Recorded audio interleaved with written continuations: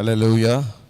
கர்த்தருடைய பரிசுத்த நாமத்துக்கு மகிமை உண்டாவதாக. நாம் மாலை நேரங்களில் மனம் மறுரூபமாகுதல் என்கிறதான தலைப்பில் செய்திகளை தியானித்து கொண்டு வருகிறோம்.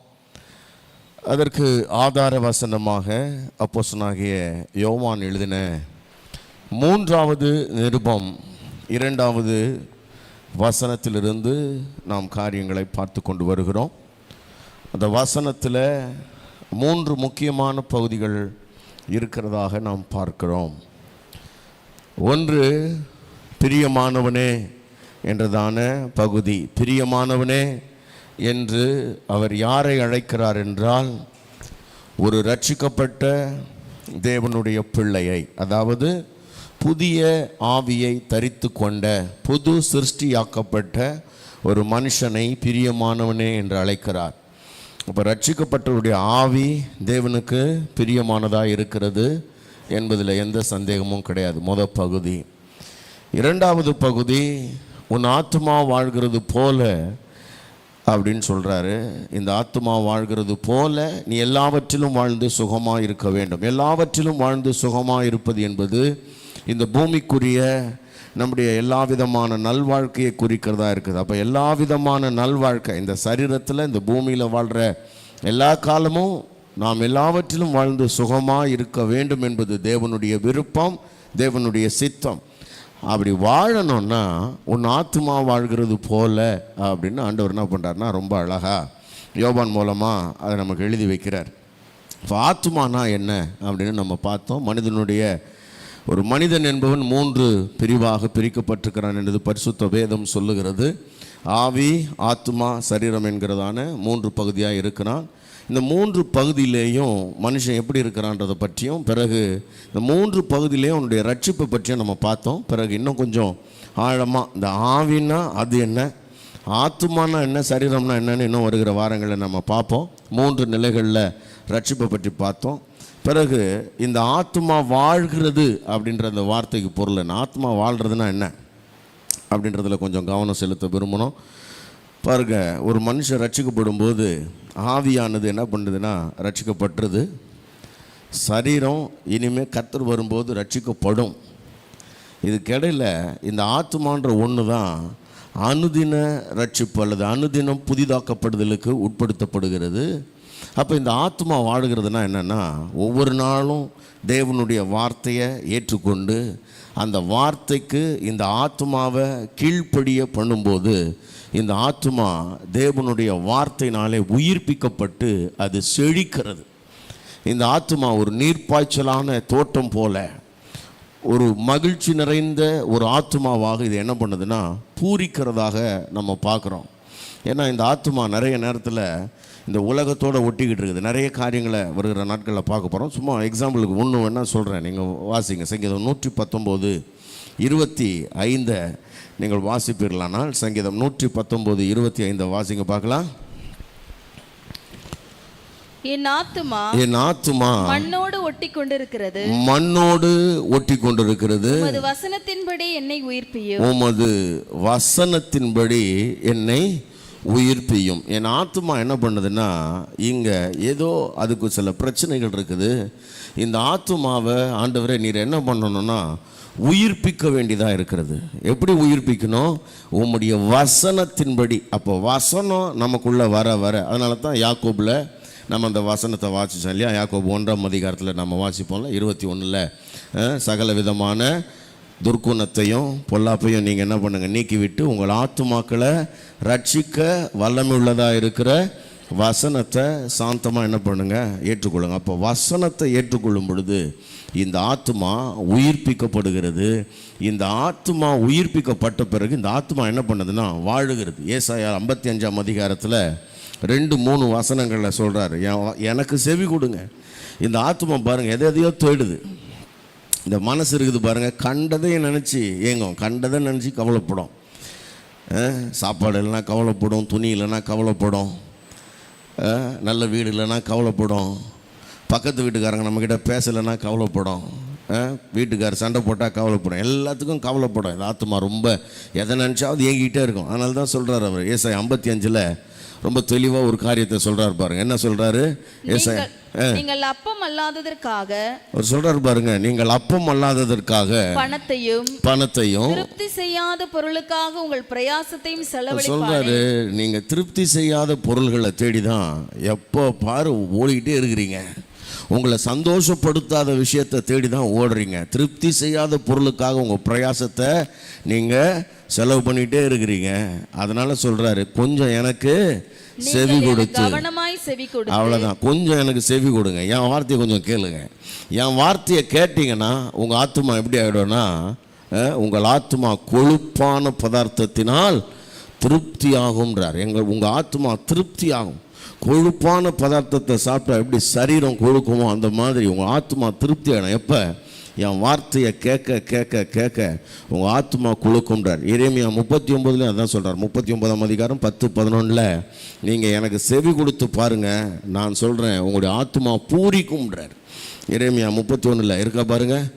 11, 12, 13 அப்படிலாம் ஒன்றும் கிடையாதா? எரேமியா 31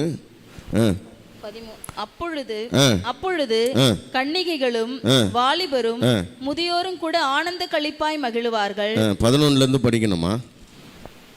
கர்த்தர் யாக்கோபை மீட்டு அவனிலும் பலத்தனுடைய கைக்கு அவனை நீங்களாக்கி விடுகிறார். சரி, அவர்கள் வந்து சீயோனின் உச்சியிலே கெம்பீரித்து கர்த்தர் அருளும் கோதுமை திராட்சரசம் எண்ணெய் ஆட்டுக்குட்டிகள் கன்றுக்குட்டிகள் என்பவைகளாகிய இந்த நன்மைகளுக்காக ஓடி வருவார்கள். அவள் ஆத்துமா நீர்ப்பாய்ச்சலான தோட்டம் போல இருக்கும். எப்படி அந்த ஆத்துமா எப்படி இருக்குமா?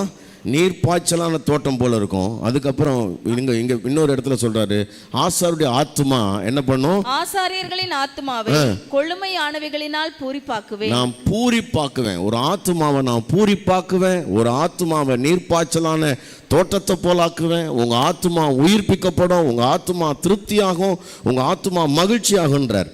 அப்ப இந்த வார்த்தை உள்ள போக போக போக இந்த ஆத்துமா மகிழ்ச்சியாகி கொழுத்து தோட்டம் போலாகி பூரிப்பாகிற அந்த நிலையை பற்றி தான் வேதம் என்ன பண்ணுதுன்னா சொல்லுகிறது. அப்படி ஆகுமானா ஆகும். அப்போ அதை நோக்கி போகணும். அது அப்படி ஆகிறது தான் மனம் மறுரூபமாகுதல் அப்படின்னு ரோமர் 12:2 நாம் வாசிக்கிறோம். அந்த நிலைக்கு அந்த ஆத்மா வாழ வாழ வாழ ஒரு பூரிப்பான நிலைக்கு போகிறத தான் மனம் மறுரூபமாகுதல்னு சொல்கிறோம். அப்போ மனம் மறுரூபமாகுதல் அப்படின்றத நாம் கவனிக்கிறதுக்கு முன்னாடி மனம் மறுரூபம் ஆன மாதிரி நாம் நடந்துக்க முடியும். மனம் ஆனதுன்றது ரியல். அது ரியலாகவே நடக்கணும். ரியலாக நடக்காமல் கொஞ்சம் ரியலாகவே இருக்க முடியும்ன்றார். அதனால தான் இப்பிரபஞ்சத்திற்கு ஒத்த வேஷம் தெரியாமல். அப்போ ரியலாக மனம் மறுரூபமாகிறதுன்றது ஒரு பகுதி. சும்மா ரியலாக ஆன மாதிரி இந்த உலகத்தில் நானும் கிறிஸ்தவனாயிட்டேன், நான் கிறிஸ்தவனுடைய சாயலை அணிஞ்சிக்கிட்டேன்ற மாதிரி ஃபேக்காக நடிக்கிறது இன்னொரு பாட்டு. இப்போ இது ரெண்டுத்தில் எப்படி வேணால் வாழலாம். ஆனால் அவர் சொல்கிறாரு கொஞ்சம் தெளிவாக, என்ன சொல்கிறாரு? நீங்கள் தேவனுடைய நன்மையும் பிரியமும் பரிபூர்ணமான சித்தம் இன்னதென்று பகுத்தறியத்தக்கதாக உங்கள் மனம் புதிதாகிறதுனாலே மறுரூபமாகுங்கள். அப்போ நாம் ஏங்க முந்தின வசனத்தில் மொதல் வசனத்தில் சொன்ன மாதிரி ஏன் நடிச்சுட்டு போயிடக்கூடாது? பிரபஞ்சத்துக்கு ஒத்த வேஷம் தரிச்சிட்டு எல்லார மாதிரியும் நானும் இருந்துட்டு போயிடலாமே? இல்லை, ஏன் மனம் மறுரூபமாகணும்? போன வாரம் அதை லைட்டாக சொன்னேன், இப்போ அதிலிருந்து தொடர்றேன். மனம் மறுரூபமாகலைன்னா நம்ம வாழ்க்கையில் நம்ம ஒவ்வொருத்தரை குறித்து தேவனுடைய விசேஷமான சித்தம் ஒன்று இருக்கிறது. தேவன் நம்மளை அழைக்கும் போதே, உலக தோற்றத்துக்கு முன்னாடியே தேவன் நம்மளை முன் குறித்து இருக்கிறார். ஏற்ற காலங்களில் அவருடைய பிள்ளைகளாக இருக்கும்படி கர்த்தர் நம்மளை தெரிந்து கொண்டிருக்கிறார். எத்தனை பேர் அதுக்காக ஆண்டவருக்கு நன்றி சொல்கிறீங்க? அல்லேலூயா. பாருங்க, நீங்களும் நானும் பிறந்த பிறகு தான் நம்ம அப்பா அம்மாவுக்கு ஆம்பளை பிள்ளை பிறந்திருக்கிறான், பொம்பளை பொண்ணு பிறந்திருக்குதுன்னு தெரியும். ஆனால் இந்த உலக தோற்றத்துக்கு முன்னாடியே கர்த்தர் உங்களை என்னை அறிகிறார். ஆமென். அதை குறித்து எத்தனை பேருக்கு சந்தோஷம்? கர்த்தர் என்னை அறிந்திருக்கிறார். அல்லேலூயா. ஆமாம், கற்பத்தில் உருவாகும் போது உங்களுக்கு பேர் சொல்லிட்டாராம், உங்களை பேர் சொல்லி அழைத்து அறிந்திருக்கிறாராம். உங்களுக்கான வரங்களை, உங்களுக்கான கிருபைகளை, உங்களுக்கான ஊழியத்தை, உங்களுக்கான அழைப்பை ஆண்டவர் நீங்கள் அம்மா வயிற்றில் உருவாகும் போதே அவர் திட்டம் பண்ணியிருக்கிறாராம். எவ்வளோ நல்ல தேவன் பாருங்கள். அப்போ என்னை ஒருத்தர் சிருஷ்டித்திருக்கிறார், என்னை ஒரு நோக்கத்தோடு இந்த பூமிக்கு கொண்டு வராருன்னா, என்ன நோக்கத்துக்காக இந்த பூமிக்கு கொண்டு வந்திருக்கிறாருன்னு நான் என்ன பண்ணணும்னா கட்டாயம் தெரிந்து கொள்ள வேண்டும். நல்லா கவனிக்கணும். எப்போ ஒரு பொருள் உண்டாக்கப்பட்ட நோக்கம் நமக்கு தெரியலையோ அந்த நோக்கத்தை நாம் என்ன பண்ணுவோம்? சொல்ல மாட்டீங்களே, தவறாத்தாங்க பயன்படுத்துவோம். பல நேரங்களில் பாருங்களேன், நம்ம ஆட்கள்லாம் இப்போ ஃபோனை எதுக்கு தான் யூஸ் பண்ணுறாங்க? ஸ்மார்ட் ஃபோனை சொல்ல மாட்டேங்க, ரீல்ஸ் பார்க்குறதுக்கு தான் நான் யூஸ் பண்ணுறான். ஆமாவா இல்லையா? அப்படி இல்லையா? ஃபோனை ரீல்ஸ் பார்க்குறதுக்கு தான் ரொம்ப யூஸ் பண்ணுறான். ஆனால் ஃபோனை கண்டுபிடிக்கும் போது ஒரு கிரஹாம் பெல் அதுக்கு கண்டுபிடிக்கல. சரியா? நம்ம கூடவே என்ன பண்ணிட்டோம், இதெல்லாம் சேர்த்துட்டோம். நம்முடைய பொழுதுபோக்கு அம்சங்கள்லாம் இப்போ கூட கொஞ்சம் கொஞ்சமாக சேர்த்து இது இதுக்கானது அப்படின்ற மாதிரி மாறிடுச்சு. ஆனால் அது ஒரு தொலைத்தொடர்பு கருவியாகத்தான் முதல்ல கண்டுபிடிக்கப்பட்டது. இப்போ அதனுடைய பயன்பாடு மாறிக்கிட்டே வருது. அப்போ இன்னும் கொஞ்சம் நாளில் ஃபோனுன்றது பேசுகிறதுக்கெல்லாம் இருக்காது. எதுக்காக தான் மாறிடும்? அப்புறம் வெறும் ரீல்ஸ் பார்க்கறதுக்கான, ஆமாம், அதுக்கான வேறு இந்த மாதிரி எக்ஸட்ரா காரியங்களுக்கு தான் அது யூஸ் ஆகும் போல இருக்குது. அப்போ அந்த மாதிரி எதுக்கு பயன்படுத்தணும்னு தெரியலையோ அதுக்கு என்ன பண்ணுவாங்கன்னா பயன்படுத்திக்கிட்டு இருப்பாங்க. நம்ம ஆட்கள் பாருங்கள். அல்லேலூயா, சத்தமாக சொல்கிறீங்களா? அல்லேலூயா, கர்த்தருக்கு மகிமை உண்டாவதாக. நீங்கள் எத்தனை பேர் பூரி கட்டியை யூஸ் பண்ணுறீங்க வீட்டில்? பூரி கட்டை எதுக்கு? நான் தப்பாக புரிஞ்சு, பூரியை சப்பாத்தி உருட்டுறதுக்கு தான் அதை பயன்படுத்தணும். சில ஆட்கள் அப்படி கிடையாது, எப்போனாலும் பூரி கட்டி எடுக்கிறது, பசங்களை அடிக்கிறதுக்கு, இல்லைன்னா வீட்டுக்கார மண்டையிலே போடுறது சில நேரத்தில். அதுக்கு கிடையாது பூரி கட்டை சப்பாத்தி உருட்டுறதுக்கு தான். அப்போ சில நேரத்தில் நமக்கு நோக்கம் தெரியல, இதுக்காக கூட பயன்படுத்திக்கலாம் போலன்னு பயன்படுத்திக்கிறோம். அப்போ என்ன ஒருத்தர் ஒரு நோக்கத்தோடு படைச்சிருக்கிறார், அந்த நோக்கத்தை நாம் புரிந்து கொள்ளும் பொழுது தான் சரியான பாதையில் பயணிக்க முடியும். பாருங்கள், ஏன்னா அதுக்கு தான் போன வாரம் உங்களுக்கு ஒரு உதாரணத்தை கொடுத்தேன், பேதுருவை பற்றி சொன்னேன். தேவனுடைய சித்தத்தை என் மனம் மறுரூபம் ஆகலைன்னா எனக்கான தேவ சித்தத்தை நான் என்ன பண்ண முடியாதுன்னா அறிந்து கொள்ள முடியாது. தேவனுடைய நன்மையும் பிரியமும் பரிபூர்ணமான சித்தம் இன்னதுன்னு என்னால் அறிஞ்சிக்க முடியாது. அந்த மனம் மறுரூபமானதான் அறிஞ்சிக்க முடியும். அந்த வார்த்தை தேவனுடைய நன்மையும் பிரியமும் பரிபூர்ணமான சித்தம். சில ஆட்கள் இதில் வேற இதே 3 வார்த்தையாக பிரித்து 3 சித்தம்ன்றான் சில ஆட்கள். தேவனுடைய நன்மையான சித்தம், பிரியமான சித்தம், பரிபூர்ணமான சித்தம் அப்படின்னு அதை பிரிச்சிடுறான் சில ஆட்கள். பாருங்கள், எனக்கு தெரிஞ்சு அப்படி கிடையாது. எனக்கு தெரிஞ்சு அது வேறு மாதிரி சொல்லுவாங்க. தேவனுடைய பர்ஃபெக்ட் வில் அண்ட் பர்மிசிவ் வில்னு சொல்லுவாங்க. தேவனுடைய பரிபூர்ணமான சித்தம்னு ஒன்று இருக்குது. சில நேரங்களில் அனுமதிக்கப்பட்ட சித்தம்னா என்னென்னா, ஆண்டவருக்கு அதை விரும்ப மாட்டார், ஆனால் நம்மளுடைய தவறுகளை பொறுத்துக்கிட்டு அதை அக்செப்ட் பண்ணிக்கிறார். அவர் சரி போய் தொலையிட்டோம் அப்படின்னு. ஏன்னா இவங்களுக்கு எவ்வளோ சொன்னாலும் என்ன பண்ண மாட்டேங்குது, புரிய மாட்டேங்குதுன்னு சில நேரத்தில் அதை ஆண்டவர் ஏற்றுக்கொண்டு நம்மளை ஆசீர்வதிக்கிறார். இது 2 தான் எனக்கு தெரியுது. இவன் நம்மால் பிரியமான சித்தம் வேறு, நன்மையான சித்தம் வேறு, பூர்ணமான சித்தம் வேறு அப்படின்னு நினச்சிக்கிட்டு இருக்கிறான். கிடையாது. தேவனுடைய சித்தம் அப்படின்னாலே அது நன்மையானது, அவருக்கு பிரியமானது, அது பூரணமானது, அப்படி ஒரு சித்தம். அந்த சித்தத்தை அறிஞ்சிக்கிட்டால் தான் நீங்கள் அவருடைய சித்தத்தில் வாழ முடியும். சரி, இப்போ நான் என் மனம் மறுரூபமானால் தான் தேவனுடைய சித்தத்தை அறிந்து கொள்ள முடியும். தேவனுடைய சித்தத்தை நான் அறிந்து கொள்ளாத பட்சத்தில் என்ன நடக்கும் என் வாழ்க்கையில்? கவனிங்க, 2 பெரிய ஆபத்து இருக்குது. தேவனுடைய சித்தத்தை நான் அறிந்து கொள்ளாத பட்சத்தில் 2 மிகப்பெரிய ஆபத்து இருக்குது. அந்த ஆபத்து என்ன பண்ணுன்றதை கடைசியாக சொல்கிறேன். முதல் ஆபத்து என்ன தெரியுமா? நம்பர் 1, தேவனுடைய சித்தத்தை நான் அறிந்து கொள்ளாத பட்சத்தில், எனக்கான ஒரு தேவ சித்தத்தை நான் அறிந்து கொள்ளாத பட்சத்தில் பிசாசு என் வாழ்க்கையில் என்னை வஞ்சிக்கிறதுக்கு நான் என்ன பண்ணுறேன்னா இடம் கொடுக்குறேன். ரொம்ப கவனமாக இருக்கணும். அதில் நம்ம எல்லாருடைய வாழ்க்கையிலும் நமக்கு ஒரே ஒரு எதிரி இருக்கிறான். நம்முடைய பிரதானமான எதிரி யார்? அது சொல்லுங்க எல்லாரும். என் எதிரி யாரு? மாமியார் சொல்லாதீங்க, சில ஆட்கள் நினச்சினுக்கிறாங்க எங்கள் பக்கத்து வீட்டுக்காரங்க கிடையாது. சில ஆட்கள் நினைக்கிறாங்க எங்கள் வீட்டுக்காரர் தாங்க அந்த ஆளை விட என்னங்க பெரிய எதிரி. கிடையாது. வீட்டுக்காரோ மாமியாரோ நாத்தனாரோலாம் நம்ம எதிரி இல்லை.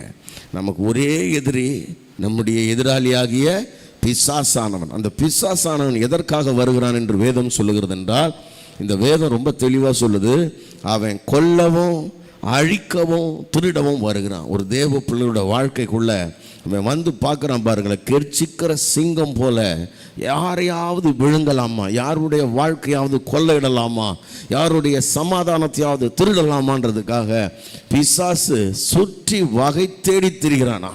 நான் சொல்கிறேன், அதனால தான் பரிசுத்த வேதம் நமக்கு ஆலோசனை சொல்லுது, பிசாசுக்கு என்ன பண்ணிடாதீங்க, இடம் கொடுத்துடாதீங்கன்னு சொல்லுது. பிசாசு வஞ்சிக்கிறவன், அவன் ஏமாத்துறவன், தந்திரக்காரன். அவன் ஏதாவது ஒன்று பண்ணி நம்மளை ஏமாற்றுறதுக்கு வாய்ப்பு இருக்கு. என்னை குறித்ததான தேவனுடைய சித்தத்தை நான் அறியாத பட்சத்தில், கவனிங்க, பவுல் இப்படியே எழுதுறாரு, என் மனசை மயக்கிடுவானாம் பிசாசு. அவன் ஒரு நம்ம ஊரில் சொல்லுவாங்க ஒரு வார்த்தை, ஆள்மயக்கின்னு.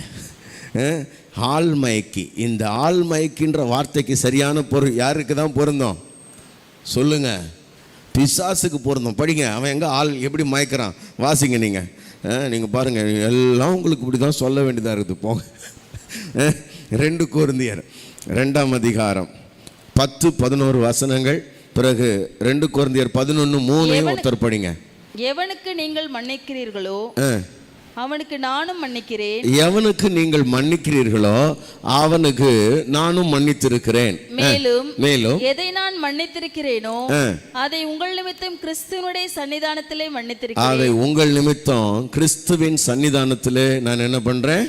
மன்னித்திருக்கிறேன். சாத்தானாலே நான் மோசம் போகாதபடிக்கு அப்படி செய்தேன். நல்லா கவனிங்க, சாத்தானாலே நாம் மோசம் போகாதபடிக்கு. இதை எழுதுறவர் யாருன்னு உங்களுக்கு நல்லா தெரியும். இதை எழுதுறவர் அப்போஸ்தலனாகிய பவுல். நீங்கள் தயவு செய்து ஞாபகம் வச்சுக்கணும். அப்போஸ்தலனாகிய பவுல் என்பவர் எப்படிப்பட்டவர்? புதிய ஏற்பாட்டு திருச்சபையில் தேவனால் வல்லமையாய் பயன்படுத்தப்பட்ட ஒரு தேவனுடைய தாசன்.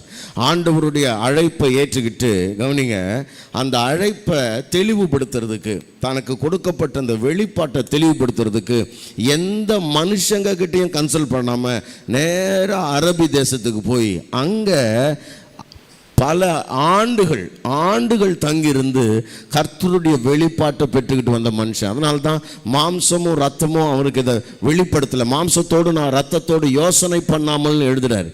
கவனிங்க, அப்போ அந்த மாம்சத்தோட ரத்தத்தோட யோசனை பண்ணாமல் அவர் அங்கே அரபு தேசத்துக்கு போய் வெளிப்பாட்டை பெற்றுக்கிட்டு வந்து போதிக்கிறாருன்னா, அப்படிப்பட்ட ஒரு வல்லமையான அப்போஸ்தலனை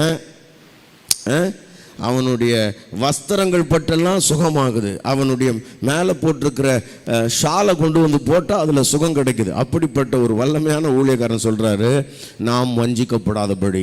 அப்படின்னா அப்போஸ்தலனாகிய பவுலே மோசம் போகிறதுக்கு வாய்ப்பு இருக்குது. நாம் ஒருத்தனை மன்னிக்கல, ஒருத்தன் மேலே கோபமாகவே இருக்கிறோம் அப்படின்னா பவுலே மோசம் போக முடியும்னா நீங்கள நானும் ஏமாத்துறோம். யோசிச்சு பாருங்க. அப்போ மோசம் போகாதபடிக்கு நான் மன்னிச்சிட்றேன். நீங்கள் மன்னிக்காமல் இருதயத்தில் கசப்புகளை வச்சுக்கிட்டு இருந்தால் அது ரொம்ப கெடுத்துருமா. சரி, அதுக்கு அடுத்தது இங்கே வந்துருங்க. 11:3 வாங்க. 2 கொரிந்தியர் 11:3. ஆகிலும் சர்ப்பமானது தன்னுடைய தந்திரத்தினாலே ஏவாளை வஞ்சித்தது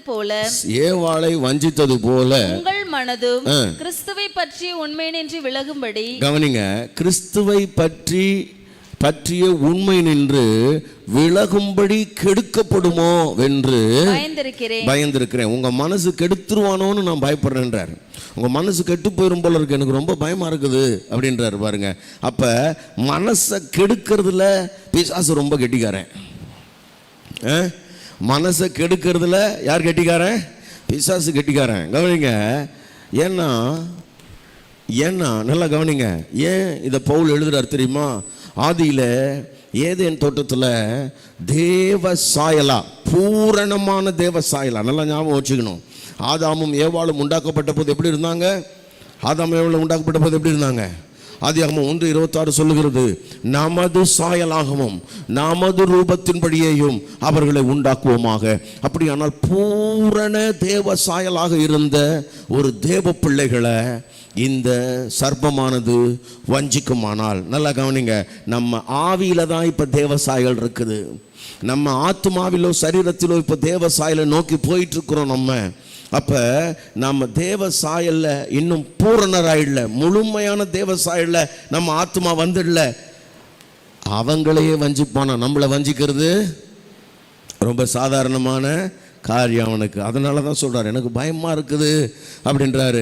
அவனுடைய அந்த வஞ்சனைக்குள்ள நாம சிக்கி கொள்ளாதபடிக்கு ரொம்ப ஜாக்கிரதையா இருக்கணும். கவனிங்க, இப்ப பேதுரு அதை வேற விதமா சொல்றாரு. 1 பேதுரு 5ஆம் அதிகாரத்துல 7-8 வசனங்கள்ல நாம் வாசிப்போமானால், அவர் உங்களை விசாரிக்கிறவரானபடியினால் உங்கள் கவலைகளை எல்லாம் அவர் மேல் வைத்து விடுங்கள். கவனிங்க, இந்த கவலைக்கும் பிசாசினுடைய வஞ்சனைக்கு ரொம்ப தொடர்பு இருக்குது. ஏன்னா இதுக்கு அடுத்து தான் அதை எழுதுறாரு. நல்லா கவனிக்கணும். சில நேரத்தில் நாம் நிறைய இருதயத்தில் வேண்டாத காரியங்களை போட்டு கவலைப்பட்டுக்கிட்டே இருப்போம். நிறைய விஷயங்கள் இருக்குது இந்த உலகத்தில்.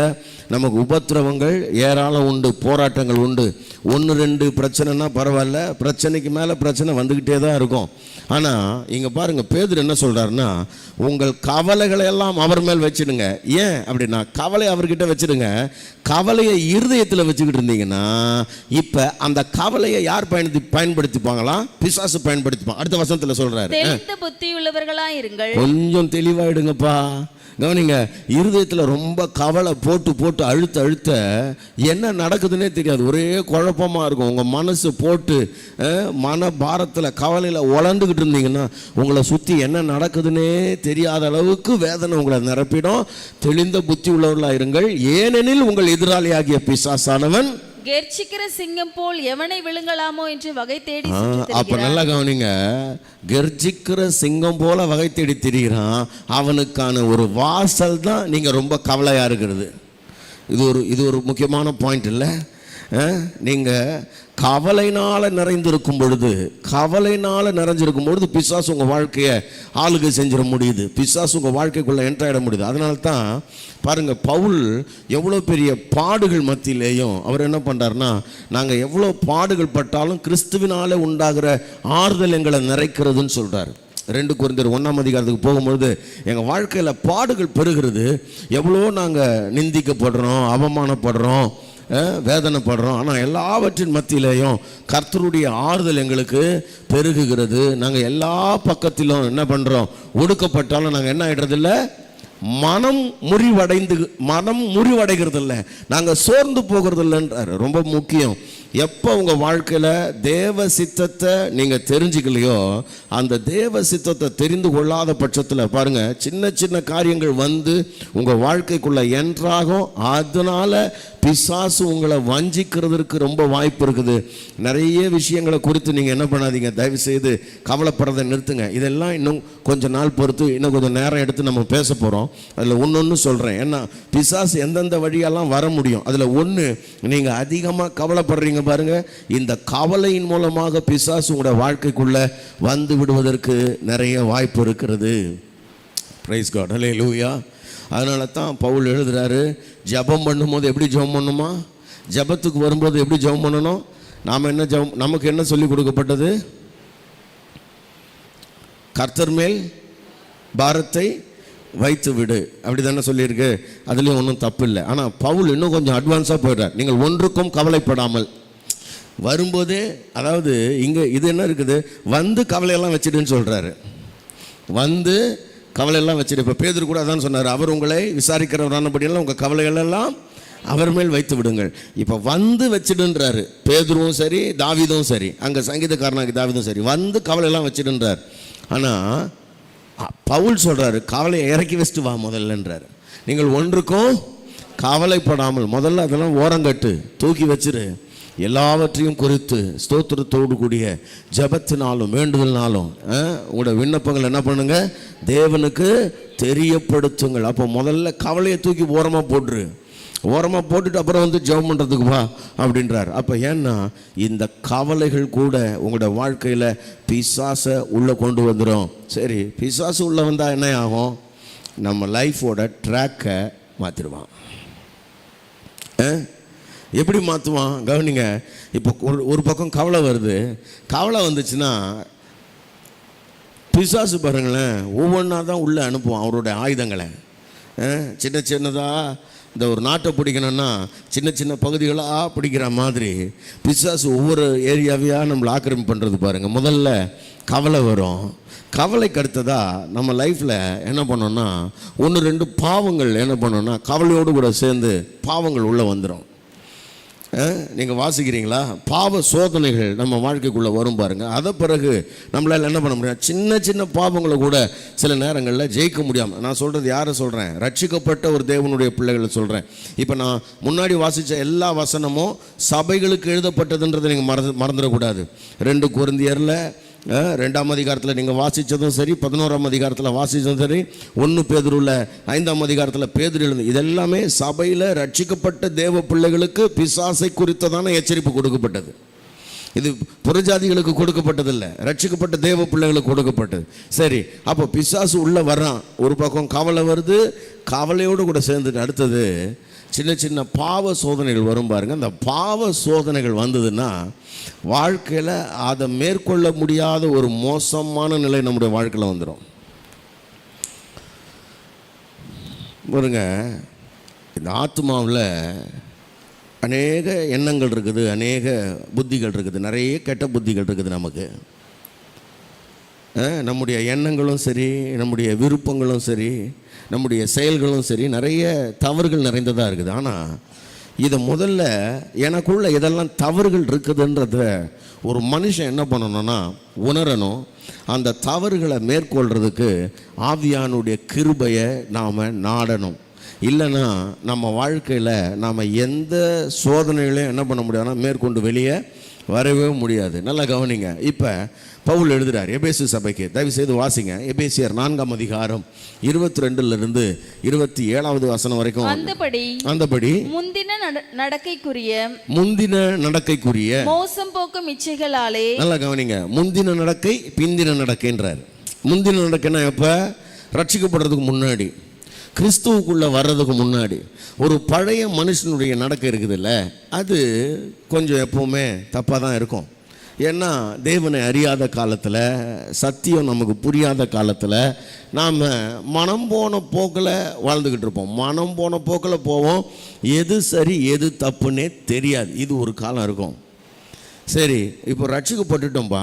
இப்போ சரி எது தப்பு எதுன்னு சொல்கிறதுக்கு தேவன் இருக்கிறாரு. ஆனால் சரியானதை செய்கிறதுக்கு கவனிக்கணும். சரி எது தப்பு எதுன்னு இப்போ தேவன் நமக்கு சொல்லி கொடுக்குறார்.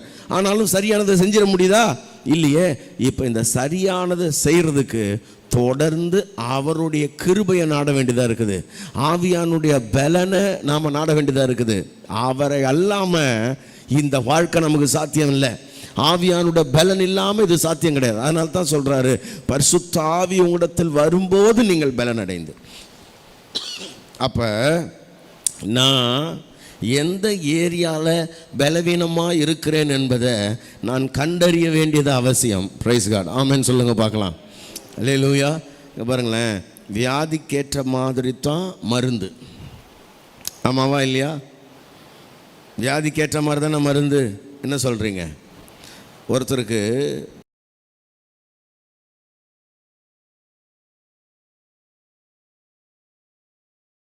கொடுக்கணும், பேதி நிற்கிறதுக்கு மாத்திரை கொடுக்கணும். தூக்க மாத்திரை கொடுத்துட்டா என்ன ஆகும்?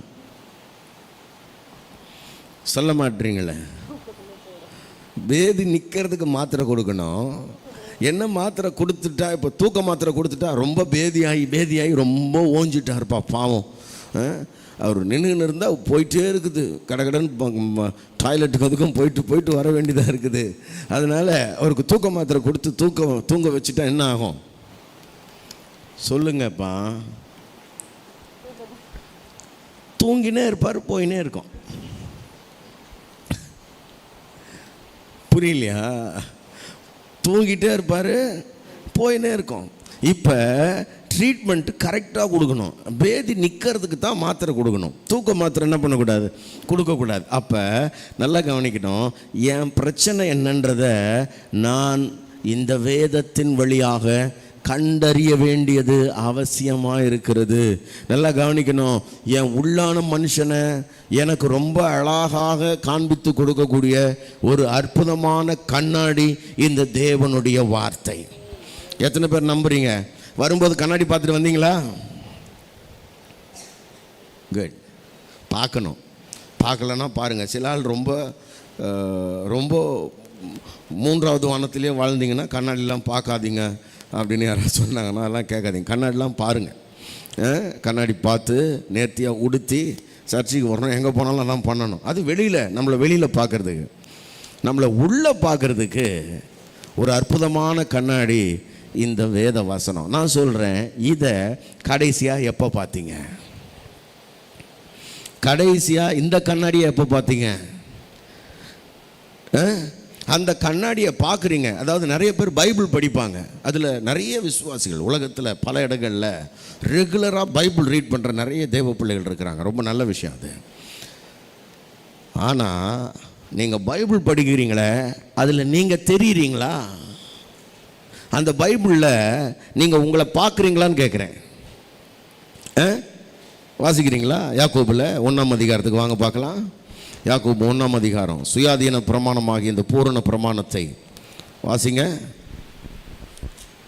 27 சுயாதீன பிரமாணமாகிய 25 சுயாதீன பிரமாணமாகிய பூரண பிரமாணத்தை உற்று பார்த்து. நல்லா கவனிங்க.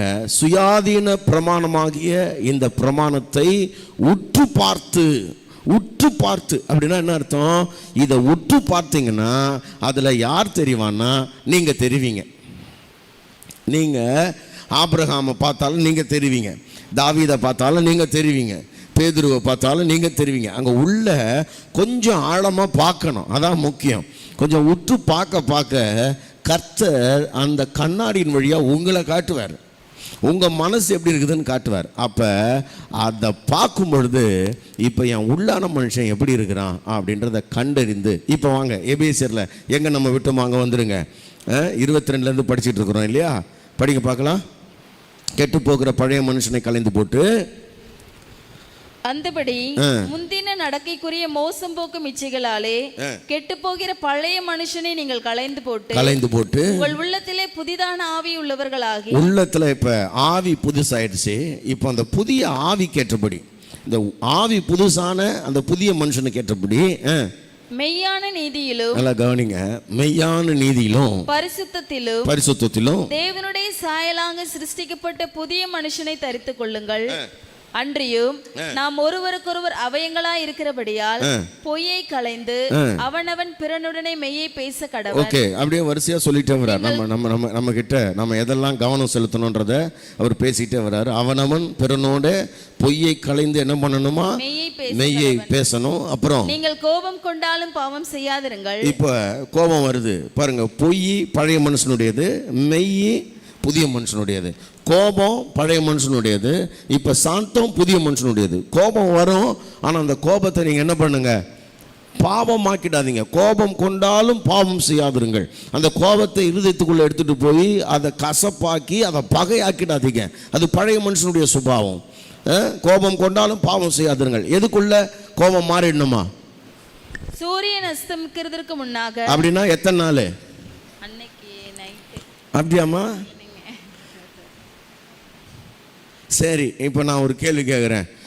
7 மணிக்கு நான் கோவப்பட்டிருந்தா என்ன பண்ணுறது?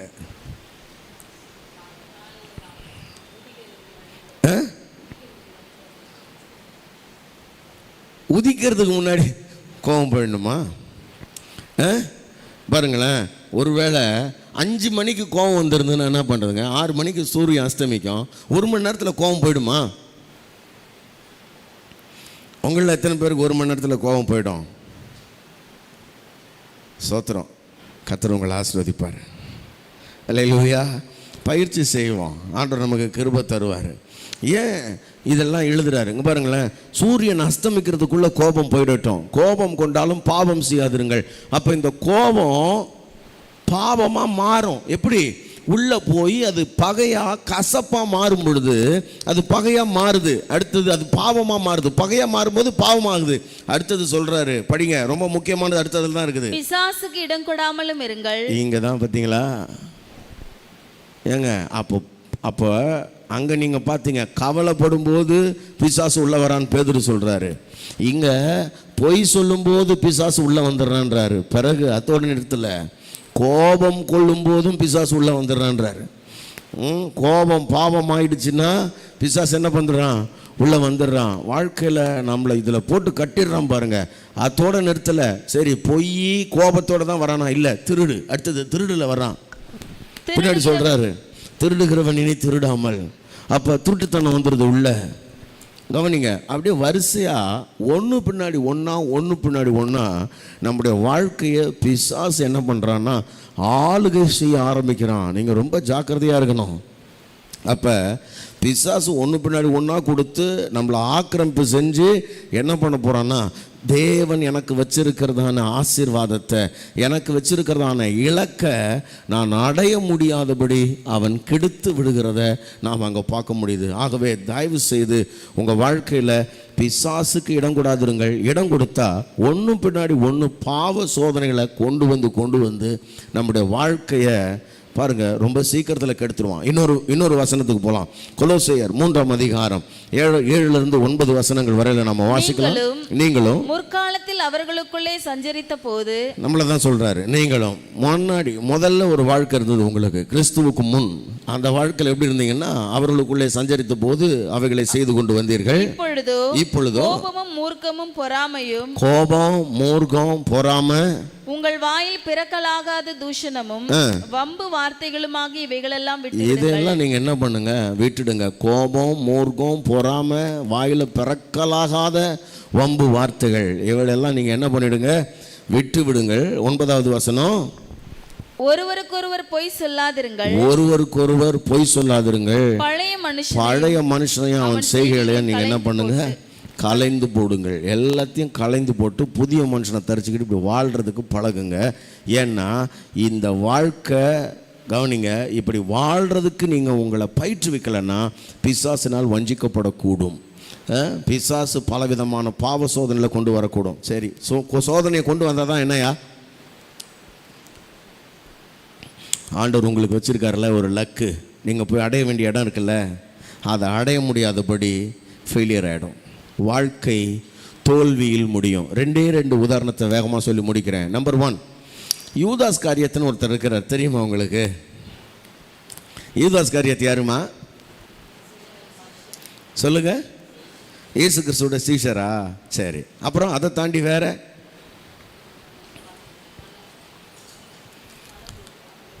என்ன சொல்றீங்க? பொறுப்பு கொடுத்தாரா? ஊழியக்காரா இருந்தார், கரெக்டா? ஊழியக்காரர். சரி, யூதாஸ் காரியத்து பரலோகத்துக்கு வருவாரா? எப்படி வரமாட்டாரா? ஏன்பா? யூதாஸ் காரியத்து பரலோகத்துக்கு வரமாட்டாருன்னா யார் தான் இப்போ பரலோகத்துக்கு வருவாங்க? யூதாஸ் காரியத்தை என்ன பண்ணார் சொல்லுங்க பார்க்கலாம்?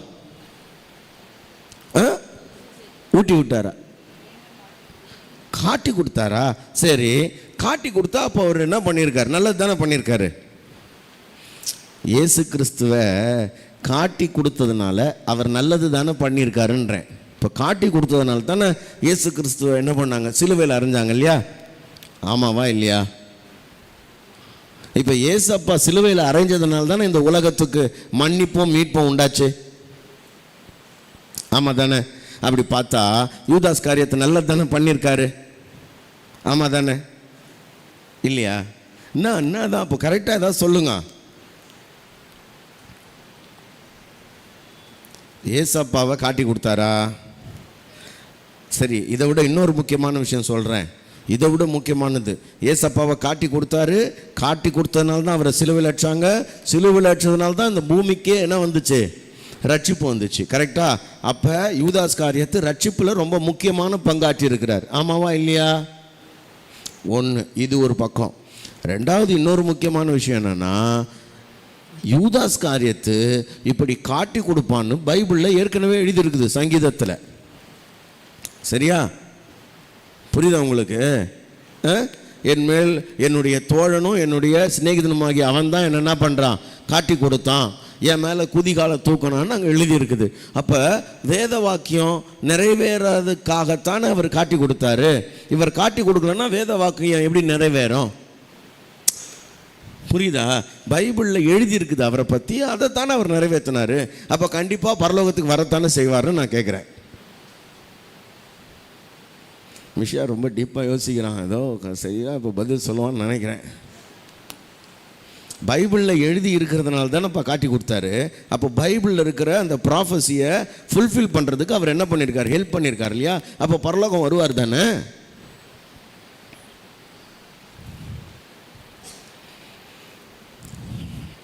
பாருங்க, இங்கே தான் பாருங்க, இப்படி இந்த மாதிரி உட்காந்து யோசிச்சுட்டு இருந்தீங்கன்னா உங்களை ஈஸியாக ஏமாற்றிட்டு போயினே இருக்கலாம். பாருங்கள் எவ்வளோ அப்படியே நான் அப்படியே கேட்குறாங்க பாருங்க. அப்படியா? தேவன் யூதாஸ் காரியத்தை எதற்காக தெரிந்து கொண்டார் சொல்லுங்க? இவன் காட்டி கொடுக்கறதுக்காகவா தெரிஞ்சுக்கிட்டாரு? எனக்கு சொல்லுங்க, கரெக்டாக சொல்லுங்க. இவன் 11 பேர் நமக்கு நல்லவனாக இருக்கட்டும், ஒருத்தன் நம்மளை காட்டி கொடுக்கறதுக்காக இருக்கட்டும், நான் தெரிஞ்சுக்கிட்டாருன்னு கேட்குறேன். என் கேள்வி புரியுதா? தேவன் அவனை தெரிந்து கொள்ளும் பொழுது இவன் காட்டி கொடுக்கிறவனாக இருக்க வேண்டும் என்பதற்காக தெரிந்து கொண்டாரான்னு கேட்குறேன். அப்படி தெரிஞ்சுக்கிட்டாருன்னா அப்போ அவன் ரோலை கரெக்டாக தானே ஃபுல்ஃபில் பண்ணியிருக்கான். அப்போ அவன் எப்படி தப்பு? அவனை ஏன் தண்டிக்கணும்? இப்போ தேவன் அப்படி தெரிந்து கொள்ளலை. கவனிங்க, இயேசு கிறிஸ்து கிட்ட பேதுரு ஒரு கேள்வி கேட்குறாரு. ஆண்டவரே, நாங்கள் எல்லாவற்றையும் விட்டு உம்மை பின்பற்றினோமே, எங்களுக்கு என்ன கிடைக்கும்னு கேட்குறாரு. அப்போ இயேசு கிறிஸ்து சொல்கிறாரு, நீங்கள் எல்லாவற்றையும் விட்டு என்னை பின்பற்றினபடினால நீங்கள் பன்னிருவரும், எப்படி யாரை சொல்கிறாரு? நீங்கள் பன்னிருவரும் என்னோடு கூட சிங்காசனத்தில் என்ன பண்ண போகிறீங்க? ராஜ்யத்தை ஆள்றவங்களா 12 சிங்காசனத்தில் என்னோடு கூட வீற்றிருப்பீர்கள்னு இயேசு கிறிஸ்து சொல்கிறார். அந்த 12 யூதாஸ் காரியத்து இருக்காரா இல்லையா? நான் சொல்கிறது புரியுதுங்களா உங்களுக்கு? 12 பேரும் என் கூட சிங்காசனத்தில் இருப்பீங்கன்னு சொல்கிறார். அப்போ எங்கே அந்த வசனம் இருக்குது? அதுவும் தெரியாதா? மத்தேயு 9ஆம் அதிகாரமாக பாருங்கள். 9ஆம் அதிகாரத்தினுடைய பின்பகுதியாக பாருங்கள். 12 என்னோடு கூட நீங்கள் என்ன பண்ணுவீங்கன்னா சிங்காசனத்தில் இருப்பீங்கன்னு சொல்கிறார் இல்லையா? சரி, இல்லைன்னா பரவாயில்ல, நீங்கள் பொதுவாக தேடுங்க. பாருங்க, இப்போ தேவன் அப்போ யூதாஸ் காரியத்தை தெரிந்து கொண்டது அவரோடு கூட ஆளுகை செய்யும்படியாகத்தான். ஆனால் அவன் வாழ்க்கையில் பிசாசுக்கு இடம் கொடுத்தான். அவனை குறித்ததான தேவனுடைய திட்டம் இவன் தேவனோடு ஆளுகை செய்ய வேண்டும் என்பது. அந்த ஆளுகையை அவனுக்கு புரியலை. அவன் மனம் மறுரூபமாகலை. அவன் நினைக்கிறான், கவனிங்க, இயேசு கிறிஸ்து இந்த பூமிக்குரிய ராஜ்யத்தை ஸ்தாபிக்க வந்திருக்கிறார் என்பதும் இந்த பூமிக்குரிய வாழ்க்கையில தான் தனக்கு சிங்காசனத்தை கொடுக்க போறாருன்னு நினச்சிக்கிட்டு அவனுடைய மனசு பூமிக்குரிய வேலை பற்றியே கவனமாக இருக்கிறபடினால மனம் மறுரூபமாகலை. மனம் மறுரூபமாகாதனால வந்த வேணாம் என்னன்னா, கவனிங்க, இப்போ பண ஆசை கண்ணை மறைக்குது. பண ஆசை உள்ள வந்த உடனே பிசாசுக்கு யூதாஸ் இடம் கொடுத்தான் என்று வேதம் சொல்லுகிறது. யூதாசுக்குள் சாத்தான் புகுந்தான் என்று பரிசுத்த வேதம் சொல்லுகிறது. பரிசுத்த வேதம், கவனிங்க, இந்த யூதாசை பற்றி என்ன சொல்லுதுன்னா, இவன் கெட்டு போயிட்டான். கேட்டின் மகன் கெட்டு போனானே ஒழிய மற்றபடி அல்ல. இங்க பாருங்களேன், பைபிளில் எழுதுனதுனால அது நிறைவேறல, இது நடக்கும்ன்றதுனால அது எழுதியிருக்கு. புரியுதா உங்களுக்கு? புரியுதா உங்களுக்கு? என்ன சொல்றேன்னு புரியுதா? பைபிளில் எழுதுனதுனால அது நடக்கலைங்க, அது நடக்கும்னு தேவனுக்கு முன்னாடி தெரிஞ்சதுனால அது எழுதியிருக்காரு. Praise the Lord. ஆமென். ஆமாம், பாருங்கள், ஒருத்தர் பைக்கில் வேகமாக போகிறாரு, ரொம்ப வேகமாக போகிறாரு. யாராவது பெரியவங்க பார்த்தா சொல்லுவாங்க, டே பார்த்து போடா, எங்கேயாவது என்ன போகிற, விழுந்துட்டு போகிறப்பா பார்த்து போகணுவாங்க. அவர் சொன்ன மாதிரி அங்கே ஒரு கொஞ்சம் தூரம் போனோடனே ஒரு கிலோமீட்டர் போனோன்னே அவர் என்ன பண்ணிட்டார், விழுந்துட்டாருன்னு வைங்க. இவர் சொன்னதுனால விழுந்தனாரா, அவர் போனதுனால விழுந்தாரா? சொல்லுங்க, இவர் சொன்னதுனால விழுந்துட்டாரா, இல்லை அவர் அவ்வளோ வேகமாக போனதுனால விழுந்தாரா? வேகமாக போனதுனால விழுந்தார். அப்புறம் இவர் சொன்னார், அது இவருக்கு அனுபவம், இவருக்கு தெரியுது இவ்வளோ வேகமாக போனால் விழுந்துருவாங்கன்னு தெரியுது. அதனால இவர் சொல்றாரு. அப்ப நல்லா கவனிங்க, தேவன் சர்வ ஞானியா இருக்கிறபடினால ஆவியானவர் மூலமா யூதாஸ் காரியத்தை பற்றி என்ன பண்ணியிருக்கிறாருன்னா எழுதி இருக்கிறாரு. ஆனா யூதாஸ் விழுந்து போகணும்னோ, காட்டி கொடுத்து கெட்டு போகணும்னோ, அப்போஸ்தலருடைய ஸ்தானத்தை இழந்து போக வேண்டும் என்றோ தேவன் நினைக்கல. நீங்க தயவு செய்து அதை படிங்க. அப்போஸ்தலர் நடபடிகள் 1ஆம் அதிகாரம் 16-18 வசனங்களை நாம் வாசிக்கும் பொழுது, அப்போஸ்தலர் 1:16-18 தீர்க்கதரிசியாகிய யோவேலினால் உரைக்கப்பட்டபடியே இது நடந்தேறுகிறது. கவனிங்க, தீர்க்கதரிசியாகிய யோவேலினால். அப்போஸ்தலர் 1:16-18 படிக்கிற. சகோதரரே, இயேசுவை பிடித்தவர்களுக்கு வழிகாட்டின யூதாசை குறித்து பரிசுத்த ஆவி தாவீதின் வாக்கினால் முன் சொன்ன வேத வாக்கியம் நிறைவேற வேண்டியதா இருந்தது. அவன் எங்களில் ஒருவனாக எண்ணப்பட்டு இந்த ஊழியத்திலே பங்கு பெற்றவனாய் இருந்தான். அண்டர்லைன் பண்ணிக்கங்க, எங்களில் ஒருவனாக எண்ணப்பட்டிருந்தான். அப்போஸ்தலர்கள் 12 பேர்ல ஆண்டவர் அவனை தனியாலாம் ட்ரீட் பண்ணல. 12 அப்போஸ்தலர்கள் எப்படி இருந்தாங்களோ அப்படித்தான் இருந்தாங்க. ஆனா அவன் என்ன ஆயிட்டான், அநீதத்தின் கூலியினால் அவன் ஒரு நிலத்தை சம்பாதித்து தலைகீழாக விழுந்தான். நல்லா கவனிங்க, அநீதத்தின் கூலியை சம்பாதிக்கிறதுக்கு அவன் தன்னை விற்று போட்டான். அந்த இடம்தான் அவனுக்கான ஸ்தானத்தை அவன் இழக்க நேர்ந்தது. பிசாசு வஞ்சிச்சிட்டான். அவனுடைய வாழ்க்கை குறித்த தேவ திட்டம் நிறைவேறாதபடி பிசாசு அவனை கெடுத்து போட்டுட்டான். இந்த உலகத்தில் எந்த மனுஷனையும் பிசாசு கெடுத்து விட முடியும். ஜாக்கிரதையா இருங்க.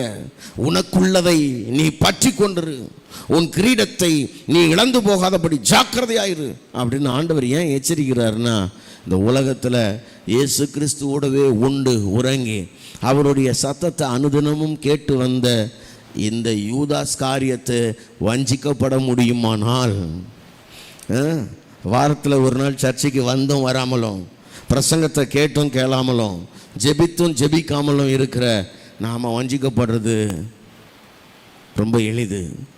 கவனமாக இருக்கணும். சரி, இன்னொரு காரியத்தை சொல்கிறேன். யாத்திராகமம் 3ஆம் அதிகாரம் 8வது வசனத்தை நாம் வாசிக்கலாம். யாத்திராகமம் 3:8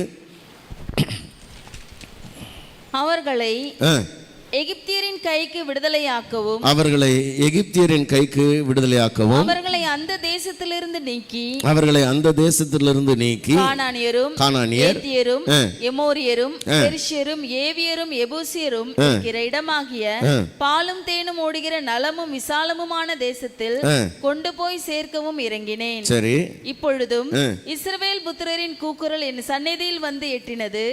எகிப்தியர் அவர்களை ஒடுக்குகிற ஒடுக்குதலையும் கண்டேன். நீ இஸ்ரவேல் புத்திரராகிய என் ஜனத்தை எகிப்திலிருந்து அழைத்து வரும்படி. போதுமா? நல்லா கவனிங்க. அந்த வசனத்துல ஒரு காரியம் ரொம்ப தெளிவு. இந்த ஜனத்தை எகிப்திலிருந்து விடுதலையாக்கணும். இந்த ஜனத்தை பாலும் தேனும் ஓடுகிற கானான் தேசத்துக்கு கொண்டு போய் நான் என்ன பண்ணணும், சேர்க்கணும். அதற்காகத்தான் கர்த்தர் நான் இறங்கினேன் என்று சொல்லுகிறார். கவனிக்கணும், தேவனுடைய பூரணமான விருப்பம் என்னன்னா, இந்த ஜனங்களை 400 வருஷம் அடிமைப்பட்டு கிடந்த இந்த ஜனங்களை, சிறுமைப்பட்ட இந்த ஜனங்களை, நன்மையே பார்க்காத இந்த ஜனங்களை கொண்டு போய் நல்ல இடத்துல சேர்த்துடணும்னு கர்த்தர் விரும்புகிறாரு. ஆனால் நடந்துச்சா? நடக்கலை. ஏன் நடக்கலை? எபிரேயர் 4ஆம் அதிகாரம் 5வது வசனம் இப்படி சொல்லுகிறது. எபிரேயர் 4:5 நீங்க இப்படி வாசிக்கிறீங்க. எபிரேயர் 4:5 அன்றியும் அவர்கள் என்னுடைய இளைப்பாறுதலில் பிரவேசிப்பதில்லை என்றும் அந்த இடத்திலே தானே சொல்லி இருக்கிறார்.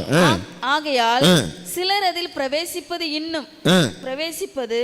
இன்னும் வரப்போகிற காரியமா இருக்கிறபடினாலும் சுவிசேஷத்தை முதலாவது கேட்டவர்கள் கீழ்ப்படியாமையினாலே அதில் பிரவேசியாமற் போனபடியினாலும் இன்று அவருடைய சத்தத்தை கேட்பீர்களாகில் உங்கள் இருதயங்களை கடினப்படுத்தாதிருங்கள் என்று. போதுமா? இங்க பாருங்க, அங்க ஒன்று சொல்றாரு, அவர்கள யாரும் என்னுடைய இளைப்பாறுதல் என்ன பண்ண மாட்டாங்க, பிரவேசிப்பது இல்லை. அழைக்கும் போது தேவன் சொல்றாரு இவங்களை கொண்டு போய் நல்ல இடத்துல சேர்க்கணுன்றாரு. ஆனால் பிறகு அவங்கள ஒருத்தர் கூட தேவனுடைய அந்த இளைப்பாறுதலில் பிரவேசிக்கலை, யோசுவாவும் காலேபும் தவிர்த்து. மற்ற எல்லாரும் வனாந்தரத்தில் அழிந்து போனார்கள். இங்கே காரணம் என்ன? காரணம் என்ன? காரணம் என்ன? எங்க இவங்களை குறித்த தேவனுடைய சித்தம் என்ன? இவங்களை குறித்த தேவனுடைய சித்தம் என்ன? இவங்களை கொண்டு போய் கானான்ல சேர்க்க வேண்டும் என்பதுதான் தேவனுடைய சித்தம். இவங்க பாலும் தேனும் ஓடுகிற தேசத்தை பார்க்க வேண்டும் என்பது தேவனுடைய சித்தம். நலமும் விசாலமான தேசத்திலே வாழ வேண்டும் என்பது தேவனுடைய சித்தம். ஆனால் வழியில் வரக்கூடிய இடர்பாடுகளை பார்த்தபோது, செங்கடலை பார்த்தபோது, பார்வோனுடைய ரதங்களை பார்த்த பொழுது, அமலேக்கியரை பார்த்தபோது, தண்ணீர் இல்லாத சூழ்நிலைகளை பார்த்த பொழுது, மன்னா பொழிவது குறைந்த போது, எப்பொழுதெல்லாம் சூழ்நிலைகளை பார்த்தார்களோ அப்பொழுதெல்லாம் அவர்கள் முறுமுறுத்தார்கள். அப்பொழுதெல்லாம் வழி விலகி போனார்கள். அப்பொழுதெல்லாம் இச்சை உள்ளவர்களானார்கள். அப்பொழுதெல்லாம் வேசி மார்க்கத்துக்குள்ளே போனாங்க, விக்கிரகாராதனைக்காரர்களாக போனாங்க. தேவனை பலமுறை பரீட்சை பார்த்தார்கள்.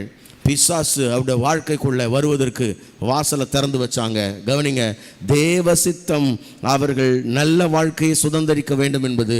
ஆனால் தேவ சித்தம் அவருடைய வாழ்க்கையில் நிறைவேறாமல் வழியிலேயே அவர்கள் அனைவரும் மரித்து போனார்கள் என்பது ரொம்ப வருத்தமான விஷயம். இன்றைக்கு அதைத்தான் உங்களுக்கு சொல்கிறேன். உங்கள் வாழ்க்கையில் உங்களுக்கான தேவ சித்தத்தை நீங்கள் அறிந்து கொள்ளாத பட்சத்தில் நீங்களும் நானும் கூட வஞ்சிக்கப்படுவதற்கு வாய்ப்பு உண்டு. தேவன் நமக்காக வைத்திருக்கிற அந்த இலக்கை, நமக்காக வைத்திருக்கிற அந்த பரிசு பொருளை, நமக்காக வைத்திருக்கிற நன்மைகளை, ஆசீர்வாதத்தை, இளைப்பாறுதலை, சமாதானத்தை சுதந்திரிக்காம வழியிலேயே விழுந்து விடுவதற்கு, வஞ்சிக்கப்படுவதற்கு ஆபத்துகள் இருக்கிறது. அதனால தான் இதை நிதானமாக போதிச்சுட்டு இருக்கிறோம். உட்காந்து உங்கள் ஆத்மாவை பற்றி என்ன பண்ணுறோம், நிதானமாக போதிக்கிறோம். ஏன் இது அவ்வளோ அவசியம்? தேவனுடைய சித்தத்தை நாம் புரிந்து கொள்ள வேண்டியது ரொம்ப அவசியம். அந்த சித்தத்தை புரியணும்னா இந்த ஆத்மா மறுரூபமாகணும். மறுரூபமாக ஆக ஆக அவர் சித்தம் புரியும். அவர் சித்தம் புரிஞ்சதுன்னா பிசாசனுடைய தந்திரங்கள்லேருந்து நாம் நம்மளை பாதுகாத்து கொள்ள முடியும். பாவத்தினுடைய வஞ்சனைகள்லேருந்து நாம் பாதுகாத்து கொள்ள முடியும். நமக்கான இலக்கை அடைய விடாதபடி தடை செய்கிற எந்த சூழ்நிலைகளுக்கும் நாம் நம்மளை தற்காத்துக்கிட்டு ஓடிட்டே இருக்க முடியும். ஏன்னா இலக்கு தேவனுடையது. எனக்கான இலக்கு, அதை அடையிறதுக்கு கர்த்தர் எனக்கு உதவி செய்வார். என்னை குறித்து அதுதான் அவருடைய சித்தம்னு தெரிஞ்சிருச்சுன்னா.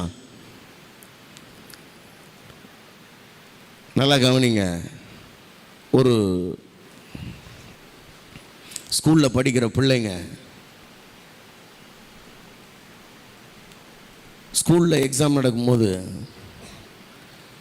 கட்டாயம் ஆல் பாஸ்ன்னு ஸ்கூலில் டிக்ளேர் பண்ணுறாங்கன்னா நான் எக்ஸாம் எழுதுறதுக்கு பயப்படுவேனா?